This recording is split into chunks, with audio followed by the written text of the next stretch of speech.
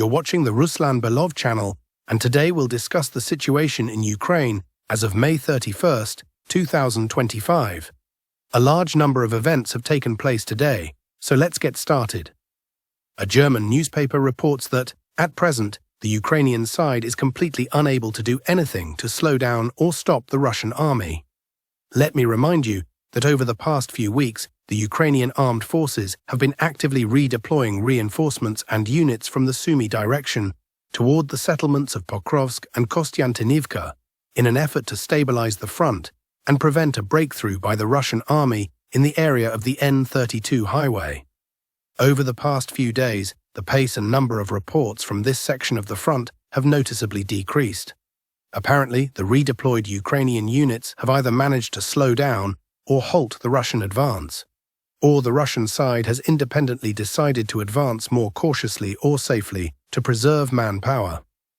At the same time, it's clear to everyone that Ukraine has effectively decided to sacrifice the Sumy region and the Sumy axis in favor of the Pokrovsk-Kostiantynivka arc, because it is precisely in the Sumy region that the Russian army is currently demonstrating the most rapid rate of advance.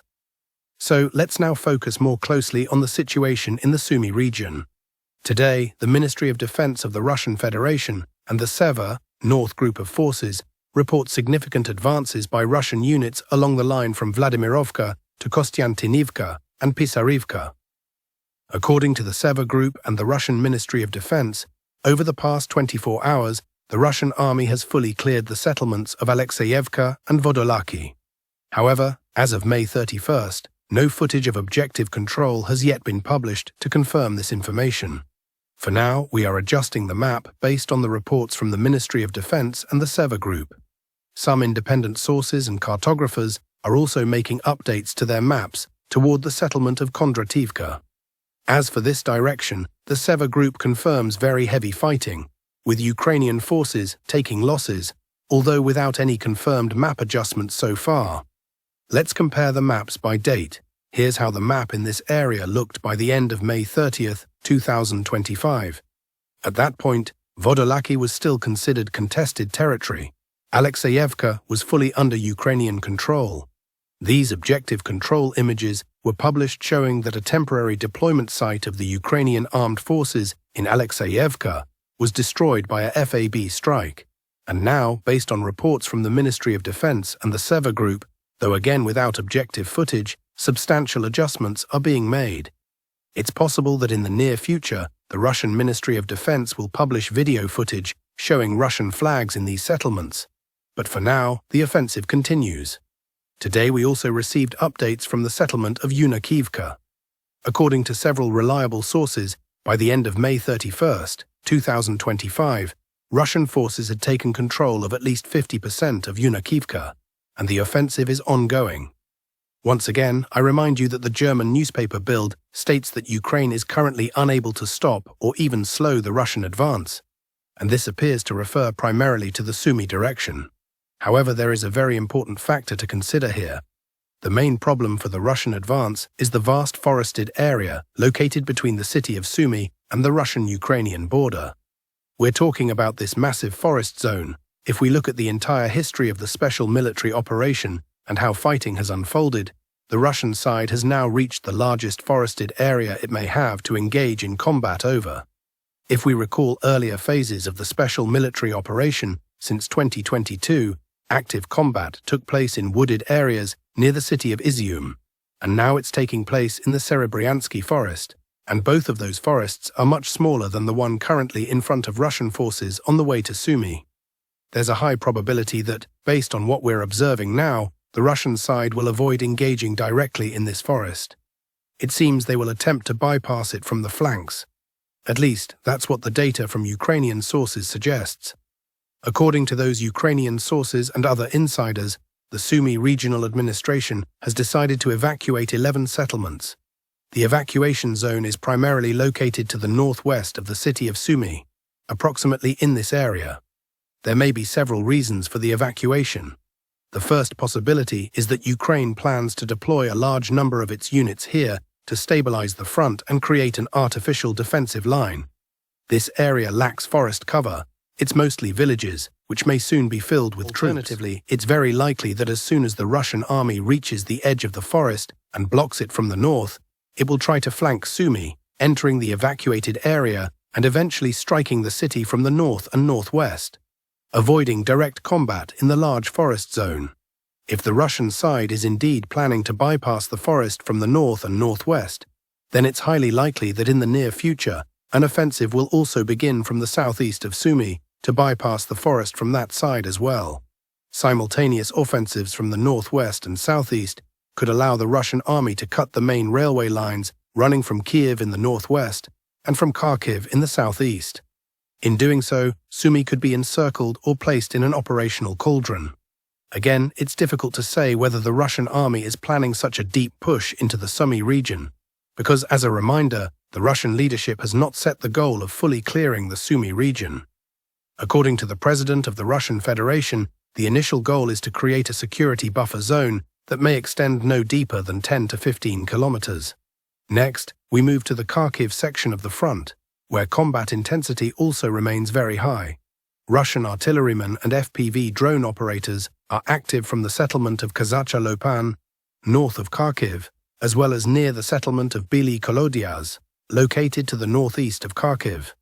In this footage, we can see strikes on a Ukrainian temporary deployment site in Byli Kolodyaz.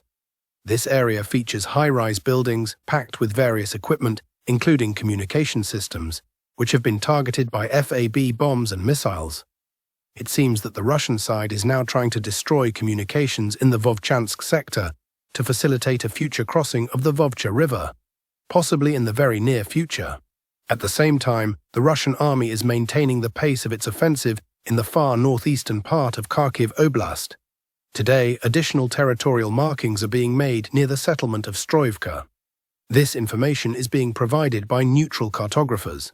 Russian forces are also gradually continuing their advance deeper into Kharkiv Oblast towards settlements such as Dvoroshenska and Bilohivka. Interestingly, there is notable activity of Russian drones in the area of the settlement of Belov.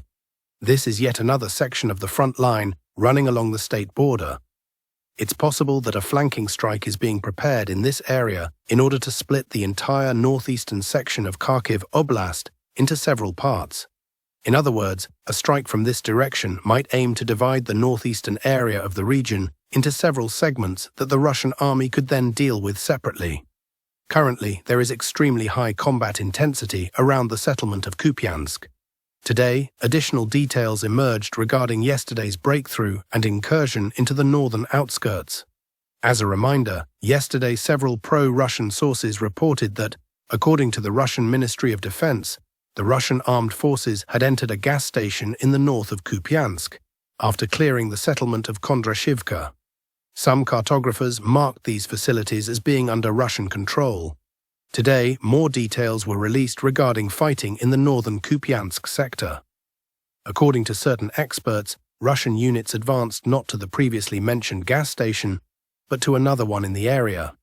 Russian forces are now pushing toward the settlement of Holubivka, located along the Oskil River. It appears that in the near future, Russian forces will aim to align the front line along the Oskil River, Holubivka and Sinkivka. Essentially, Russian troops are now advancing into this pocket from the direction of Radkivka and Kondrashivka, not directly toward Kupyansk and its northern outskirts just yet, but along the Oskil River, now moving to the southern Kupyansk sector. As of today, there are no changes reported near the settlement of Rydkodub. It remains unclear whether Russian units have advanced toward the Nitrius River or the settlement of Karpivka.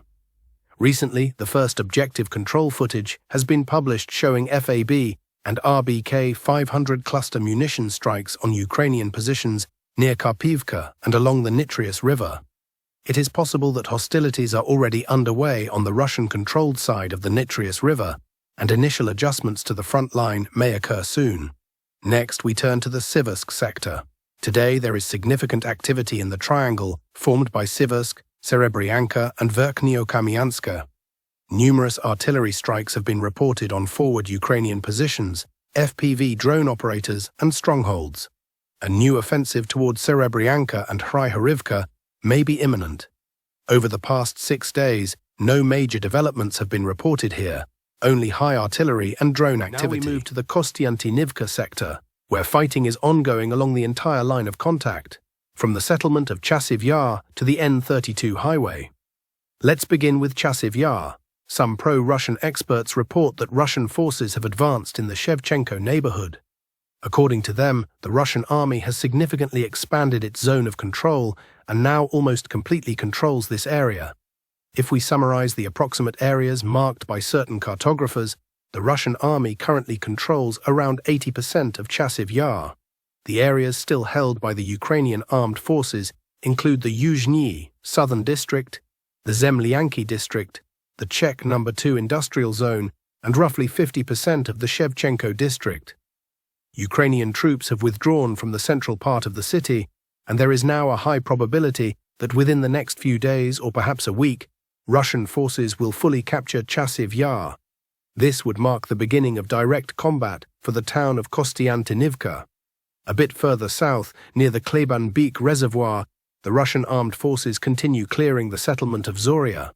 According to some cartographers and experts, Russian troops have made minor advances around the perimeter of Zoria, pushing Ukrainian units to the northernmost outskirts. Based on available reports, it is highly likely that in the next 2 to 3 days, the Ukrainian armed forces will completely withdraw from Zoria, and fighting will shift to the fields and forest belts on the road toward the settlements of Oleksandro-Kalinove and Yablunivka. Along the N32 highway, the situation remains unchanged. Although a week ago, this area saw some of the highest Russian offensive activity toward both Kostiantynivka and the settlements of Kharkiv and Novoekonomichne, there are now almost no new reports from the N32 sector. Apparently, this is primarily due to the redeployment of substantial Ukrainian reinforcements to this area, including the 36th Brigade, the 44th, and possibly the 82nd Brigade, most of which came from the Sumy front. As a result, the pace of the Russian offensive has apparently slowed or even halted. Still, it seems likely that Russian forces will now try to realign or stabilize the front line in this area. At the moment, reports are coming in about an attempt to collapse the pocket or salient formed between the settlements of Malinivka, Myrna, Myrolyubivka, and Yelizavetivka. Today, some mappers are marking new advances in the southern part of this salient, and according to certain experts, the Ukrainian armed forces currently hold only the largest strongpoint located in the center. However, fighting has already begun for control over this stronghold. It is possible that within the next 48 hours, Ukrainian forces will retreat from these positions toward the settlement of Mykolaiivka, after which the Russian army may continue its offensive toward the village of Novoekonomichne. Overall, the situation along the N32 highway has stabilized. This could indicate a regrouping phase, possibly the restoration of logistical links. We may see combat operations resume soon, potentially with increased intensity. Next, we move to the southern Donetsk sector, which has brought many significant updates today. The main news comes from the area around the village of Alexiivka. Units of Ukraine's 46th Brigade have released footage of FPV drone strikes on Russian positions in the areas of Alexiivka and Bohatyr. One of the videos has been geolocated to Zelenaya Street. Based on this footage, we can conclude that Russian forces managed to enter the eastern outskirts of Alexiivka and establish a foothold. In other words, we now have visual confirmation of Russian advances on the eastern edge of Alexiivka. The battle for this settlement has effectively begun. It's worth noting that over the past several days, there have been multiple reports of Russian troops advancing toward these areas from the south, namely from the villages of Otradnoye and Bohatyr. Just yesterday, reports came in about the full clearing of Troitskoye and the beginning of fighting for the settlement of Orakovo. All of this indicates that the pocket in this area is gradually being surrounded and squeezed by Russian forces. The distance to the village of Novopavlovka is rapidly shrinking. As for the village of Komar, the highest activity today has been observed in the area of Fedorivka. A full-scale artillery preparation has begun. The village is being struck with every available caliber in the Russian arsenal, including FPV drones. There is a high likelihood that in the coming days, the front line will shift toward the southern outskirts of this village and the assault on Fedorivka, positioned along the route to Komar, will begin. On the Huliipol axis, Russian advances have also been observed. Pro-Russian sources from the Vostok Group published footage of the battle for Novopil. A few days ago, both the Russian Ministry of Defense and pro-Russian sources released similar footage from the village of Zelenoye Pole, located to the north, announcing its full capture. Now, footage confirms that Novopil has also been cleared. In the latest videos, we can see Russian assault troops moving through the village and raising the Russian flag over a building, which has been geolocated. Based on this footage and the report from the Russian Ministry of Defense, this entire area is now being marked as fully under Russian control. This includes the fields, the village of Novopil, and Zelenoye Pole. According to some sources, Russian forces are rapidly advancing westward toward the village of Temirivka. Fighting may begin there in the near future. Beyond Temirivka lie several more villages, including Uspenivka, which brings us directly to the Huliipol direction and the battle for Huliipol itself. And that's all for now, dear friends. Thank you for watching. Don't forget to like, subscribe, and take care.